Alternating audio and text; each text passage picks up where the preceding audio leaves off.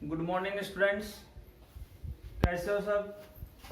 देखिए पीछे के वीडियो में अपन ने डोली भेड़ के क्लोन की प्रोसेस के बारे में बात की थी और आज अपन बात कर रहे हैं एक और जीव क्लोनिंग की, जिसको अपन बोलते हैं नूरी।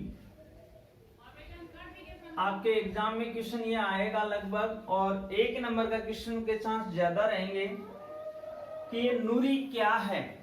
आपके एग्जाम में जो क्वेश्चन आना है इस बात का ध्यान देना कि आपके एग्जाम में क्वेश्चन आ सकता है कि नूरी क्या है। ठीक है, तो शेरे कश्मीर जो यूनिवर्सिटी है, यानी नूरी एक क्लोन है। नूरी क्या है? क्लोन है। और किसका क्लोन है?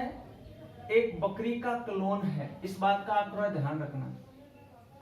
तो एक ही नंबर का क्वेश्चन आपके एग्जाम में आ जाए कि नूरी क्या है, तो आपको इसका आंसर देना है कि नूरी है वो एक बकरी का क्लोन है। इतनी सी बात आपको ध्यान में रखनी है। अब देखिए कौन सी, अब इसमें आपको पूछ सकता है कि कौन सी दो इंस्टीट्यूट है मुख्य रूप से जो इस नूरी के निर्माण में इसकी महत्वपूर्ण भूमिका रही है। तो एक तो शेरे कश्मीर जो एग्रीकल्चर यूनिवर्सिटी है, दो यूनिवर्सिटीज हैं। एक है शेरे कश्मीर, शेर ए कश्मीर भी आता है, शेरे कश्मीर एग्रीकल्चर यूनिवर्सिटी।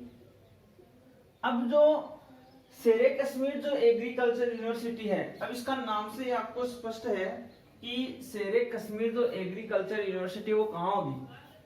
भाई नाम से स्पष्ट है कहां होगी। यूनिवर्सिटी किसके लिए है? भाई कोई ना कोई यदि अपन क्लोन का निर्माण कर रहे हैं तो भाई टेक्निकल फील्ड के लिए हुई कि नहीं हुई? अरे टेक्निकल, तो ये किसके लिए है? साइंस एंड टेक्नोलॉजी का जो फील्ड है उसके लिए क्या है? उत्तरदायी है। तो यूनिवर्सिटी किसके लिए? University for science and technology. आप एक तो ये यूनिवर्सिटी ध्यान में रखना। और दूसरी जो अपना डेयरी अनुसंधान संस्थान है हिंदुस्तान का, वो कहां पर है? जो नेशनल डेयरी इंस्टीट्यूट है वो कहां पे है? करनाल में है, हरियाणा। तो दूसरी आपको लिखना है नेशनल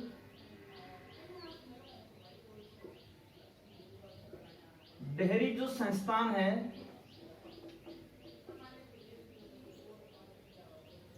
तो उसकी बात आपको ध्यान में रखनी है। तो देखिए, तो शेरे Kashmir agriculture university for science and technology और नेशनल जो डेयरी संस्थान है वो कहाँ है? करनाल में है। तो ये कहाँ पे हुई? भाई कश्मीर में है। मैं नाम से स्पष्ट आपको कि ये कहाँ की है संस्था? कश्मीर की है। तो उसके बारे में अपन, तो इन दोनों संस्थाओं का ये क्या है कि संयुक्त प्रोग्राम है। तो आपको ध्यान रखना है कि नूरी क्या है। नूरी की अपन जब बात करते हैं तो नूरी के साथ आगे एक वर्ड लिखा हुआ पश्मीना। ये पश्मीना यहाँ पे क्या है? पश्मीना एक भेड़ है। पश्मीना क्या है? भेड़ है। समझ गए मेरी बात? अब ये जो भेड़ होती है, ये जो कश्मीर का जो घाटी एरिया है उसमें पाई जाती है, और इसकी जो ऊन होती है वो ऊन बहुत ही क्या होती है? कीमती होती है। तो उससे क्या हुआ? उसकी कोई एग सेल्स या कोई न्यूक्लियस अंडाणु कोशिका लेके और इसका क्लोन तैयार किया गया नूरी का।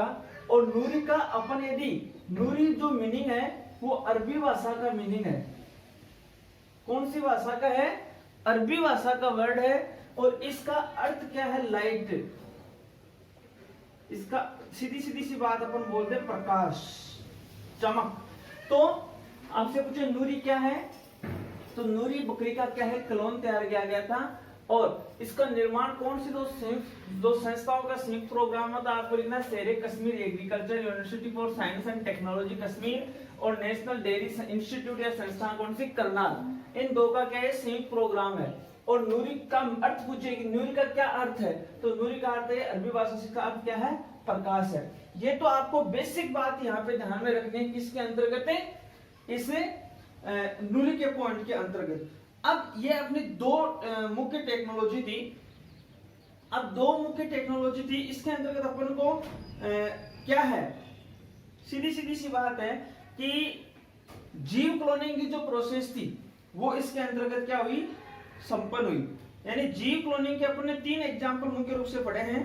एक जेबी जो गुर्दर का एक्सपेरिमेंट है वो पढ़ा है, एक अपन ने डोली बेड के निर्माण की प्रक्रिया पढ़ी है, और तीसरा अपन ने क्या पढ़ा है कि नूरी क्या है, यानी बकरी का जो क्लोन है वो क्या, उसके बारे में अपन ने पढ़ा है।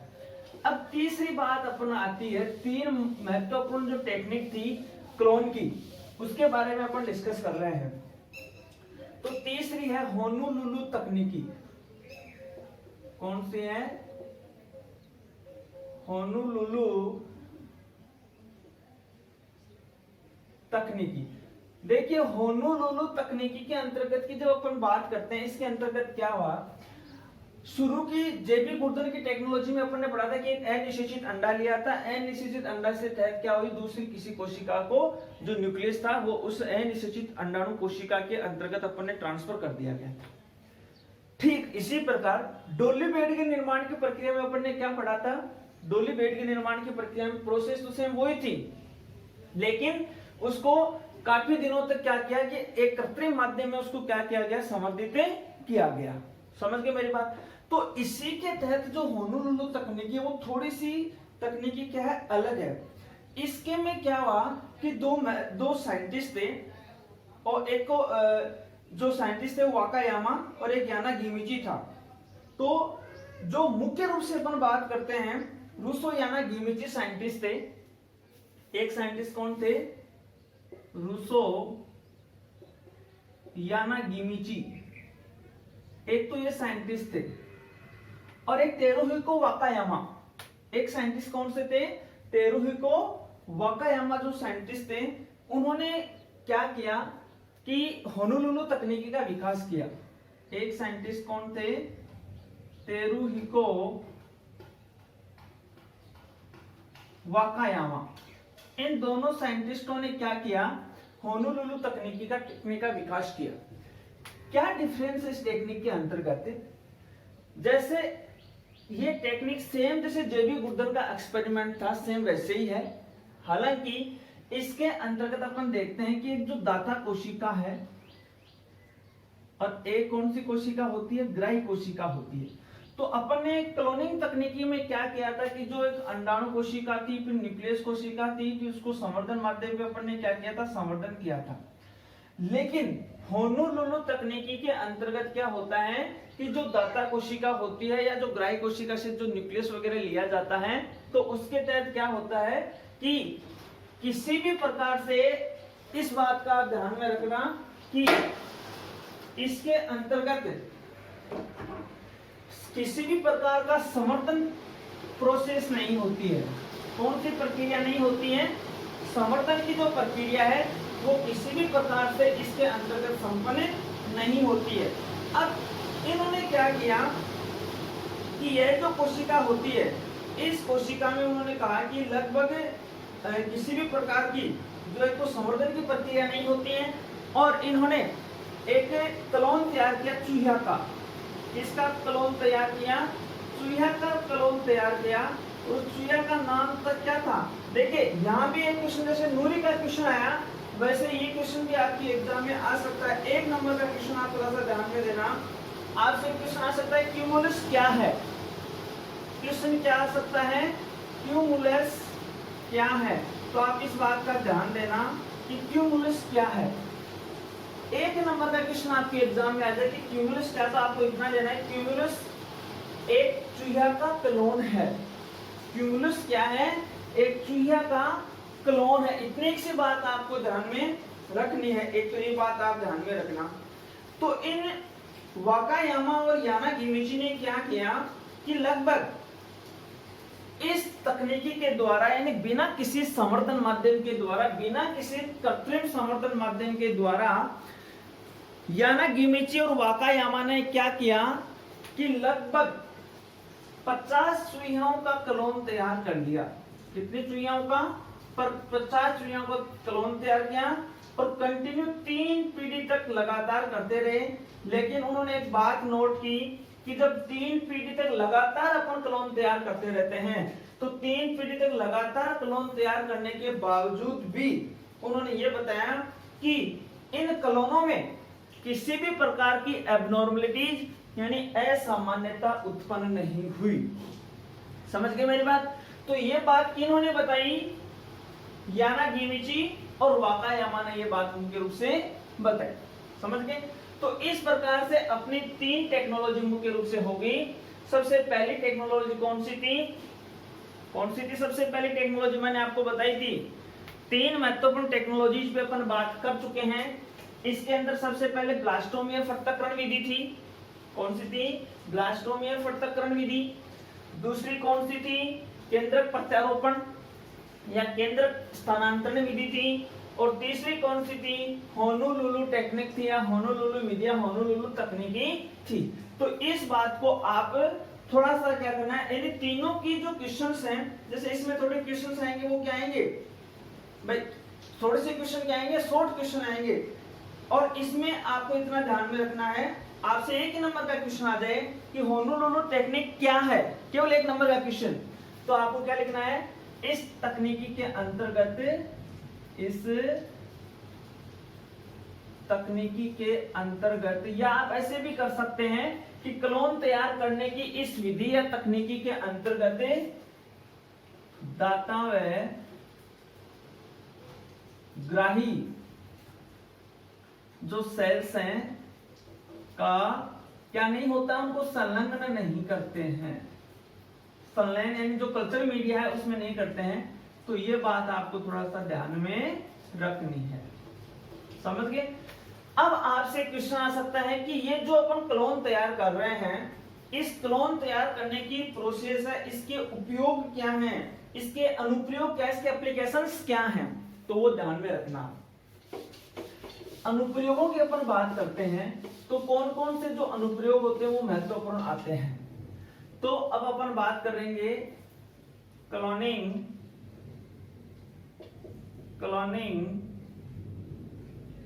के अनुप्रयोग। क्लोनिंग के अनुप्रयोग की अपन जब बात करते हैं तो देखिए, सबसे पहला एक ब्रांच है चिकित्सीय क्लोनिंग में। किसके अंतर्गत इसका वर्णन हुआ? चिकित्सीय क्लोनिंग। अब देखिए, नाम से स्पष्ट है कि भाई चिकित्सीय क्लोनिंग क्या है। तो चिकित्सीय क्लोनिंग की बात करते हैं, चिकित्सीय क्लोनिंग की अपन जब बात करते हैं तो वो क्या हुई? चिकित्सीय क्लोनिंग। देखिए क्या है चिकित्सीय क्लोनिंग। आज के टाइम आपने देखा होगा ह्यूमन बीइंग के अंतर्गत क्या होता है, काफी जो ऑर्गन्स वगैरह होते हैं, काफी ऐसी जो डिजीज वगैरह होती हैं। अब देखिए, किडनी खराब होना आम बात है अधिकांश लोगों की, हार्ट है, लीवर है। तो जितने लोगों को किडनी लीवर की जरूरत होती है, यदि 5 लोगों को किडनी की जरूरत होती है तो दानदाता डोनेट करने वाला कितना होता है? हिंदुस्तान में मात्र 1 होता है, बहुत मुश्किल से मिले तो इसका मतलब वैज्ञानिक ये सोच रहे हैं, वैज्ञानिकों ने ये सोचा कि क्यों न हम ये जो आवश्यक जो अंग है, जैसे जो ज्यादातर किडनी वगैरह होती है, लीवर वगैरह होती है, उनके अपन क्लोन तैयार कर लें। और क्लोन तैयार कर लें ताकि हर एक जरूरतमंद रोगी को क्या करें? वो ट्रांसफर करें, उनका प्रत्यारोपण करें, और प्रत्यारोपण करके उसको, यानी उसका जो जीवन काल है उसको क्या किया जाए? बढ़ाया जाए। तो इसका मतलब चिकित्सीय क्लोनिंग क्या हुई? ये बात ध्यान में समझने वाली बात है। तो विभिन्न प्रकार के आवश्यक अंगों को क्लोनिंग की प्रक्रिया के द्वारा सुलभ उपलब्ध करवाने का जो प्रक्रिया वो क्या कहलाती है? चिकित्सीय क्लोनिंग कहलाती है। समझ गए होंगे मेरे हिसाब से, अब तो कोई डाउट नहीं रहा होगा कि भाई चिकित्सीय क्लोनिंग क्या है।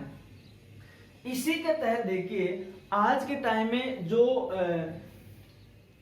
आर्थिक महत्व की उपयोगी जंतुओं की नस्ल होती है, जो ब्रीड्स होती है, नस्ल में सुधार करना। इसमें क्या होता है, देखिए आज के टाइम क्या होता है, अपन पशुपालन करते हैं और पशुपालन के तहत क्या होता है, अपन पशुपालन रखने हैं या गाय भैंस बकरियां पालते हैं, तो उसका उद्देश्य क्या है भाई, तो दुधारू ज्यादा हो, मांस वगैरह उत्पादन क्या हो, ज्यादा हो। तो इस प्रकार क्लोनिंग प्रोसेस के द्वारा ऐसे जंतुओं के क्लोन आसानी से तैयार किए जा सकते हैं जो दुधारू हो, जिनमें अधिक मात्रा में मांस की प्राप्ति हो या अंडे उत्पादित करने की क्षमता भी क्या हो, उनसे ज्यादा हो। तो इसमें भी ये क्या है, बहुत ही उपयोगी है। तीसरी मैं आपको बता दूं, ऐसी कीट रोधी जो फसलों की बात अपन करते हैं, तो कीट रोधी शाकनाशी कुछ ऐसी फसलें, जैसे बीटी कॉटन का नाम आपने सुना था, वो एक प्रकार की कीट रोधी फसल होगी। तो कीट रोधी शाकनाशी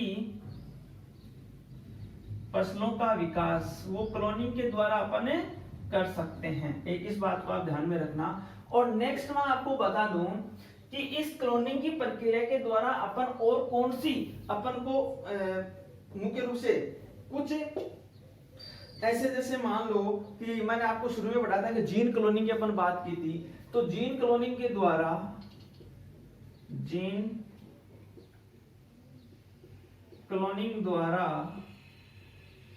विभिन्न आनुवंशिक रोगों का उपचार, विभिन्न आनुवंशिक रोगों का जो उपचार है वो भी अपन कर सकते हैं। कैसे, जैसे मान लो कोई अपन ने काफी पढ़े कि भाई गुणसूत्रों की संख्याओं में चेंज हो रहा है, कुछ जीन में जीन के कारण जीन उत्परिवर्तन हुआ, कुछ गुणसूत्रों में उत्परिवर्तन हुआ, उनकी संरचना में उत्परिवर्तन हुआ, उनकी संख्या में उत्परिवर्तन हुआ। तो ऐसे करके जीन की क्लोन तैयार अपन कर लेंगे।